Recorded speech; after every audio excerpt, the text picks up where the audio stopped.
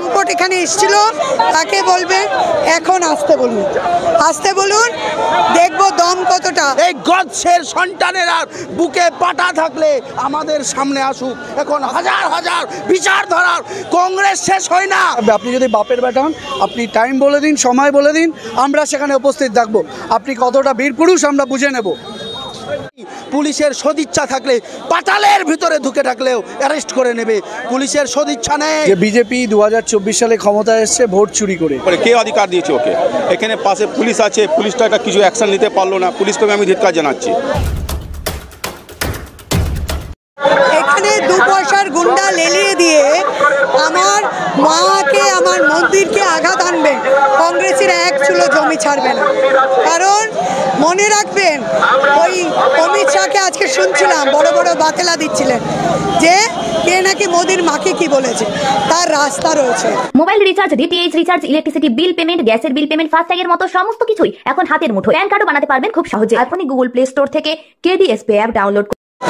আমরা মনে করিয়ে দিতে চাই, এই আপনারা যাদের তাবর তাবর নেতারা, মন্ত্রীরা আমার মা সোনিয়া গান্ধীকে জার্সি গরু বলে অপমান করেছেন, বার্ড ডান্সার বলেছেন, তখন মনে হয়নি যদি আমরা জনরোষে আসতাম তাহলে ভারতবর্ষে একটা বিজেপি কার্যালয় আস্ত থাকতো না। কিন্তু আমাদের সংস্কৃতি সেটা পারমিশন দেয় না। আমরা এমন একটা দল থেকে উঠে এসেছি যেই দলে রাজীব গান্ধীকে বোমায় যে উড়িয়ে দিয়েছে তাকেও ক্ষমা করা শেখায়। তাই বলছি যে ভদ্রভাবে রাজনীতি করুন। ওই দালালি করবেন, কালীঘাটের কালীর ব্যানারকে পেছনে রেখে আমার পার্টি অফিস ভাঙচুর হবে, পুলিশের নিষ্ক্রিয়তা, পুলিশ আসবে না। শুনুন, বারবার বলছি, এই বিজেপির সভাপতিকে বলছি, আপনার লালন পালনে যেই বাদর সেনারা রয়েছে তাদের এবং আপনার মানসিক সুস্থতা কামনা করছি। দালালি করছেন, জমি বাড়ির দালালি করুন, করে কমবে খেতে পারবেন। কালীঘাটের দালালি করবেন আর আমাদের উপরে আঘাত আনবেন, সেটা কিন্তু মানব না, আমরা মেনে নেব না। আর আপনাকে বলছি, যেই লম্পট এখানে এসেছিল তাকে বলবেন এখন আসতে বলুন, আসতে বলুন, দেখবো দম কতটা। আপনাদেরকে আছে না বকরু না কে উঠে, ওই চক্রবর্তী কে অভিনেতা ছিল না, তার ভাষায় বলছি এখন আসতে বলুন, মারবো এখানে, লাশ পড়বে শ্মশানে। ভারতীয় জনতা পার্টি হচ্ছে গডসের একটা পার্টি, যে গডসে ভারতবর্ষের ভারত পিতা, ভারতবর্ষের নেশন ফাদার গান্ধীজিকে হত্যা করেছিল।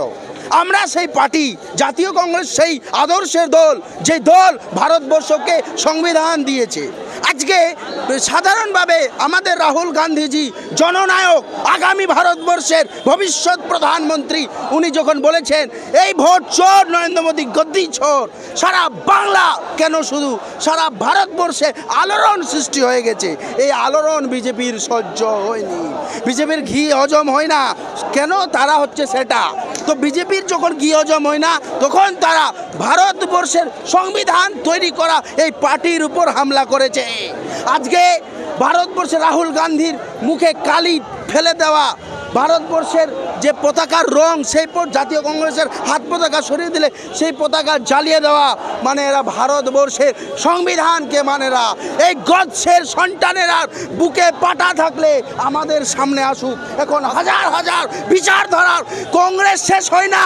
কংগ্রেস মানুষের ঘরে ঘরে, মানুষের হৃদয়ে কংগ্রেস আছে, ভারতবর্ষের মানুষের হৃদয়ে কংগ্রেস আছে। এর জন্য কংগ্রেস শেষ হবে না। আজকে আমরা দেখাতে চাইছি যে রাহুল গান্ধীর সৈনিকেরা হাতে বসে নেই, তারা বিজেপির গডসের সন্তানদেরকে এবং তাদের রাজত্ব, সংবিধান ধ্বংস করার এই রাজত্বকে আমরা কংগ্রেস পার্টি সমূলে উৎখাত করে ছাড়বে।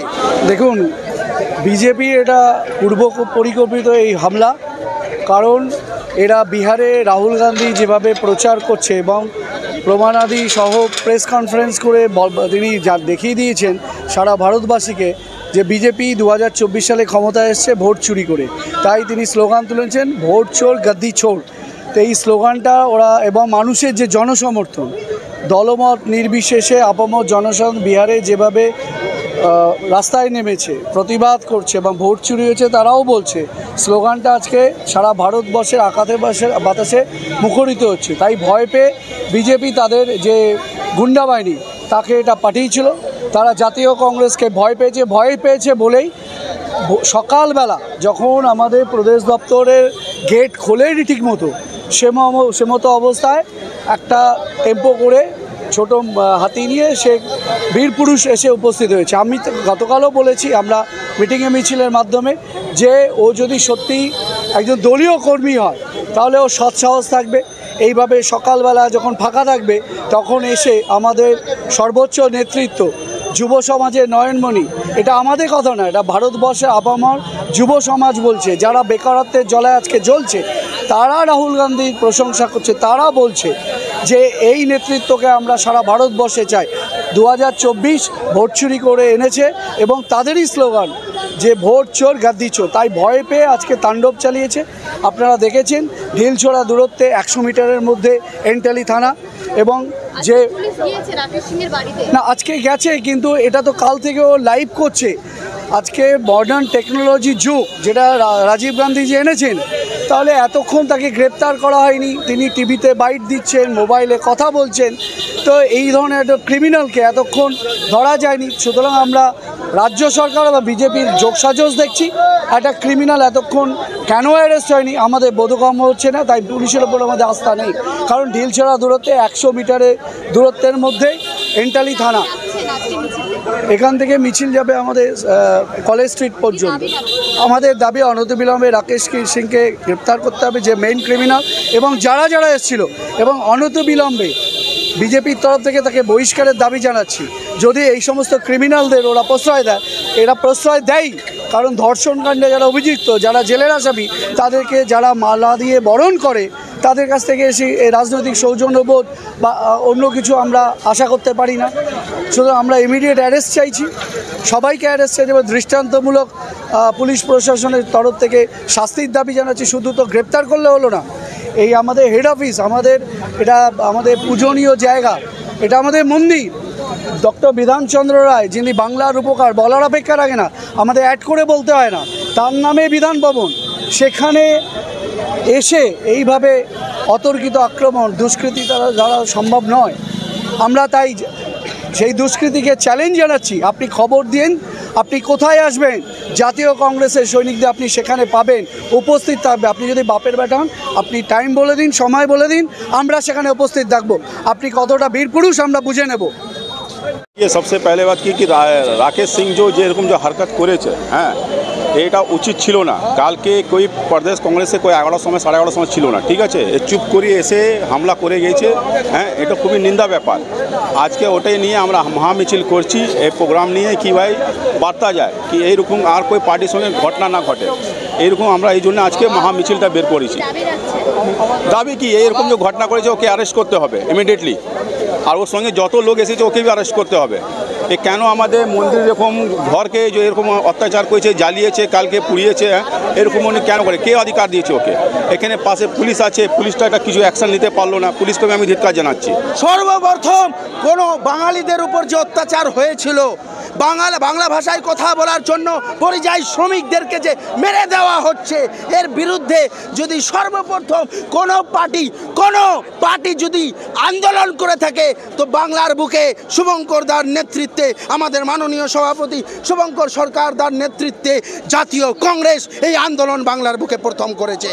এবং এই সারা ভারতবর্ষে আমরা বাঙালি পরিযায়ী শ্রমিকদের সঙ্গে রয়েছি, আমরা বাংলার মানুষদের সাথে রয়েছি। আর আগামী দিনে এই বাংলাকে সঠিকভাবে নতুন বাংলা, সোনার বাংলা এই জাতীয় কংগ্রেস গড়বে। বিধানচন্দ্র রায়ের নেতৃত্বে, সিদ্ধার্থ শঙ্কর রায়ের নেতৃত্বে বাংলাকে আমরা সোনার বাংলা তৈরি করার ভিত মজবুত করেছিলাম। আর আগামী দিনে বাংলাকে সোনার বাংলা জাতীয় কংগ্রেস করবে এবং জাতীয় কংগ্রেস বাংলায় সরকার গঠন করবে, এই বলছি। কংগ্রেসকে কি বিজেপি ভয় পাচ্ছে সেই কারণে? অবশ্যই কংগ্রেসকে দেখে যদি বিজেপি ভয় না পায় তো অমিত শাহ কি জন্য কংগ্রেসের বিরুদ্ধে কথা বলছে, আমাদের রাহুল গান্ধী জননায়ক রাহুল গান্ধীজির বিরুদ্ধে কেন কথা বলছে, এই কথা বলার কারণ হচ্ছে কাंग्रेस দেখে ভয় পেয়েছে। कांग्रेस कुछ तो है इस हस्ती में जिसको देख के कांग्रेस डर चुका है। और मैं कहना चाहूँगा, अभी बोलते चाहे, कांग्रेस से ही पार्टी कांग्रेस शेष करा जाए ना, फानूस बन के जिसकी हिफाजत हवा करे वो क्षमा क्या बुझे जिसे रोशन खुदा करे। এটা হচ্ছে কাंग्रेस। कांग्रेस সারা ভারতবর্ষে আছে এবং ঘরে ঘরে আছে, সারা বাংলার ঘরে ঘরে হবে। এবং যেভাবে নরেন্দ্র মোদীকে আমরা উৎখাত করে ভারতবর্ষের গদি থেকে ভোট চোর গদ্দি চোরের নারা দিয়ে বাচ্চা বাচ্চার স্লোগান হয়েছে নরেন্দ্র মোদীকে সরিয়ে দেব, ওইভাবেই আমরা আস্তে আস্তে ভারতবর্ষকে সোনার ভারতবর্ষ তৈরি করার দিকে এগিয়ে যাব। অবশ্যই আমরা সত্য কথা বললে ঝাল লাগে, সত্য সব সময় ঝাল, বাত সত্যমেবে জয়তে, সত্যের সব সময় জয় হয়। সব ধর্মেই বলা হয়েছে ট্রুথ অলওয়েজ উইন, তো ট্রুথ কখনো হারবে না, আর আমরা হারবো না, আমরা হারিয়ে দেব। আর আমরা অলরেডি হারিয়ে দিয়েছিলাম ভোট চুরি করে, এই ফেক প্রাইম মিনিস্টার ভোট চুরি করে প্রধানমন্ত্রী হয়েছে, নাহলে প্রধানমন্ত্রী রাহুল গান্ধীজি থাকতেন। আর আগামী দিনে এর চুরি আমরা ধরে নিয়ে রাহুল গান্ধীজিকে প্রধানমন্ত্রী আমরা ভারতবর্ষের মানুষেরা করবে, জাতীয় কংগ্রেস তার জন্য লড়াই লড়ছে। মমতা ব্যানার্জির সদিচ্ছা থাকলে পুলিশ, আমি একজন সুপ্রিম কোর্টের আইনজীবী, কলকাতা হাইকোর্টের আইনজীবী, পুলিশের সঙ্গে ডেলি ডিল করি, আমি জানি পুলিশের সদিচ্ছা থাকলে পাতালের ভিতরে ঢুকে থাকলেও অ্যারেস্ট করে নেবে। পুলিশের সদিচ্ছা নেই, পুলিশকে জানিয়ে মমতা ব্যানার্জির এই চটি চাটা পুলিশকে মেল করে দিয়ে জানিয়ে এই লোকেরা এসেছিল হামলা করতে, পুলিশকে ডুবে মরে যাওয়া উচিত।